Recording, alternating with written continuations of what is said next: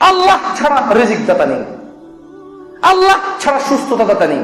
এখানে কিছু ঝোলালে সুস্থ হয়ে যাব, ভুল কথা।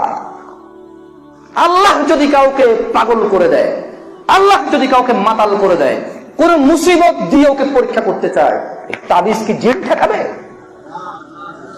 এই তাবিজ কি মুশকিল ঠেকাবে? এই তাবিজ তো বেয়াদবি কোরআনের সাথে। রাগ করিয়েন না আপনারা, বলবেন যে জামশেদ ভাই এতক্ষণ একটা ঠান্ডা কথা বলছেন, খুব দারুণ লাগছে। সেই দেখেন, আমি কি তাবিজকে এখনো খারাপ বলেছি? আমি বলেছি বেয়াদবি। তা আমাকে বলতে দিলে আমি বলবো, কোরআনুল কারীম কি পড়ার জন্য এসেছে না ঝুলার জন্য এসেছে? কোরআনুল কারীম পড়ে জীবন চলবে নাকি কোরআনুল কারীম তাবিজে ঢুকে ঝুলবে? আচ্ছা, কোরআনুল কারীম এখানে রাখা আছে,